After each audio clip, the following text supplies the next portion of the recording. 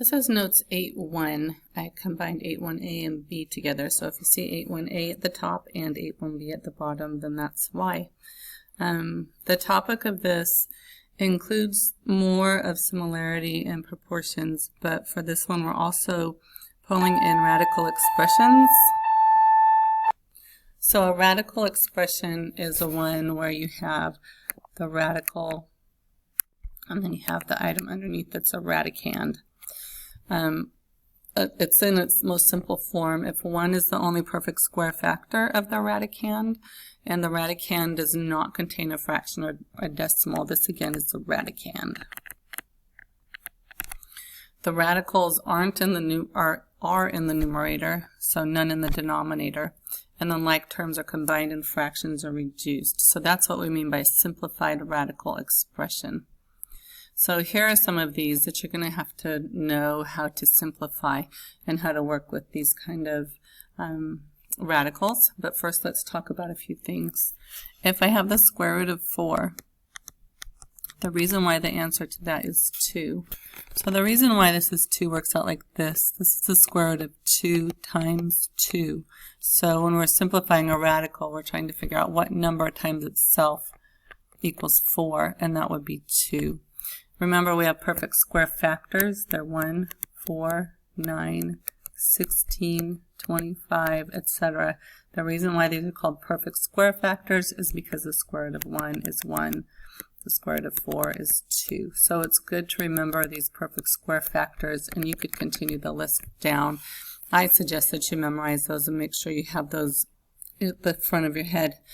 The other thing about radicals is that if I have two things under a radical, I can multiply those together.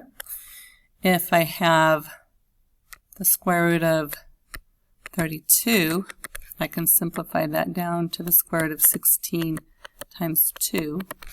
And then each of those, I call them getting their own house. This is the square root of 16 times the square root of 2. The square root of 16 is 4. We write it 4 times the square root of 2, but usually we don't use that dot in there, so it's just 4 square roots of 2. The other thing about radicals that we need to review that you've done before is if I have the square root of 2 plus 2 square roots of 2, I can combine these into like terms because they have the same radical after them. So it looks like this. If there's not a 1 in front of a radical, you can put a 1 in front if that helps you think about it a little bit more clearly. And then the reason why we combine the like terms the way we're going to do, we're going to add 1 plus 2, but the reason why is if I were to factor this and pull out the square root of 2, both of those terms have a square root of 2. So because the square root of 2 can come out, I can take that 1 and 2 and add them together, and I get 3 square roots of 2. So when you have a square root of 2 or any kind of radical that's identical between two terms and you're adding or subtracting, you just add or subtract the numbers that are in front, combine those, and treat the square root of 2 as if it were like, say, an x, if you were combining an x. Because if I had to do 1x plus 2x, all of you would know to put those together. So the square root of 2 is what makes the terms like terms. If they don't have the same radical behind them, they're not like terms. And then the last thing about radicals we need to review is if I have the square root of 9 fourths, you can put the square root of 9 in its own radical, the square root of 4 in its own radical, and then you can simplify each of those. So this is simplifying radicals again. So let's practice some of these just as a review of this. 4 times the square root of 20. I think about the perfect square factor that goes with 20, and 4 times 5 is 20. So 4 times 5 would be the factors of these. One of them is a perfect square. Square root of 4 is 2. Square root of 5, I don't know what that is. And you can think of this if you want to like this when we're working with this. But if you do it the way I did, where I draw an arrow down to show that I did the square root of 4. Then we just do 4 times 2, and that's 8 square roots of 5. So you try the next ones and make sure that you can do these. Pause the video and then come back for the answer. So on number 2, 48 has a perfect square factor of 16. Negative 4 stays in front. Take the square root of 16, you get 4. Square root of 3 is just square root of 3. It's just stuck underneath the house. So this is negative 16 square roots of 3. Square root of 45 is the same thing as the square root of 9 times 5. 3 times 3. Square root of 5 stays in the radical. So this is 9 square roots of 5. The next two are just simplifying by combining like terms, although number 5 doesn't have a like term, so we'll look at that in just a minute. 1 times the square root of 2 is the same thing as 1 plus 6 times the square root of 2. So this is 7 square roots of 2. For the next one, we have to simplify the square root of 12. So don't think this can't be done yet until you go and simplify this as much as you can. So the perfect square factor is 4. And I put the perfect square factor in front. That just helps me keep track a little better of what's going on with this. So 5 square roots of 3 plus 7 times 2. Square root of 3 stays in there. So this is 5 square roots of 3 plus 14 square roots of 3.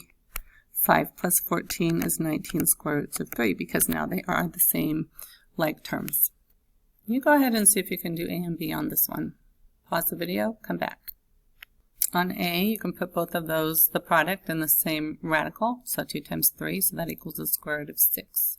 On B, I went ahead and worked this one out so you could see how it flowed. So this is the square root of 5 times the square root of 5 equals the square root of 5 times 5. Well, that's just 25. So the square root of 25 is 5. This is something you're going to want to remember, is the square root of anything squared is just the thing underneath the radical.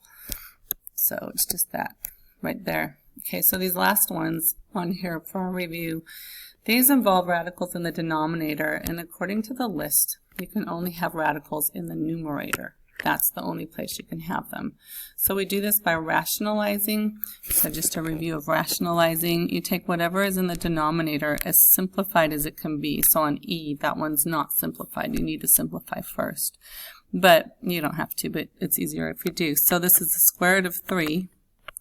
Well, I'm going to multiply this by the square root of 3, because the square root of 3 over the square root of 3 is a 1. So really what I'm multiplying everything by is a 1.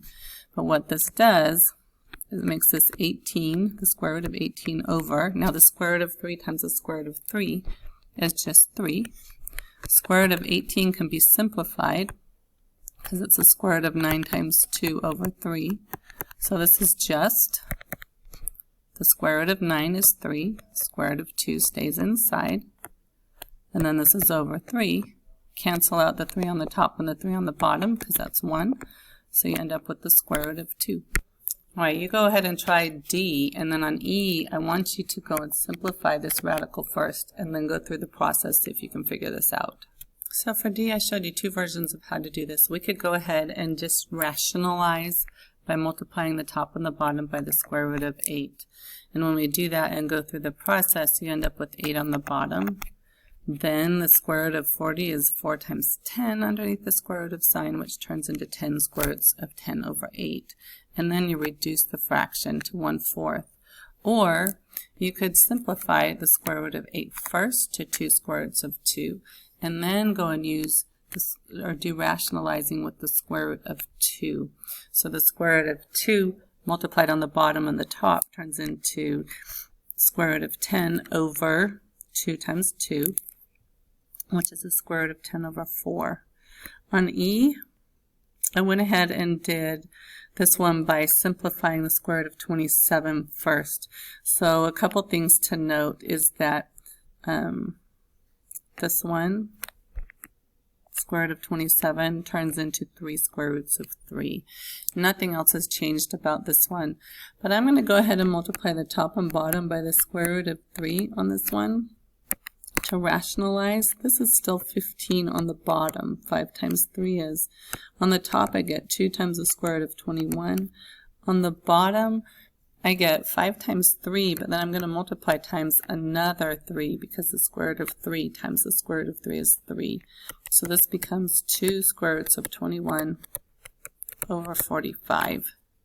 So that's a quick review in simplifying radicals. If you get stuck on things, just come back up here and think about all the properties that we talked about with these. These are the main things that we talked about that you're going to use in this simplifying by multiplying the denominator by the radical, or rationalizing, is on this slide. If you want to do these, you can, but we're going to skip this slide. We're going to talk about the geometric mean. So this is why we're doing the radical things. The geometric mean of two positive numbers, a and b, is the number x, because we can take a over x and make it equal to x over b. So if I ask you to find the geometric mean, I'm trying to, between two positive numbers, I'm asking you to take the square root of the product of those two numbers. So if we're doing the geometric between 5 and 25, x is going to be equal to the square root of 5 times 25. Square root of 5 has to stay, but the square root of 25 can go out. So this is 5 square roots of 5. And then the next example, find two numbers for which 4 is the geometric mean. So 4 equals the square root of a times b. Those are our two numbers. If I want to get a and b out of the radical, I'm going to square both sides and end up with 16 equals a b. So we go through all the factors of 16.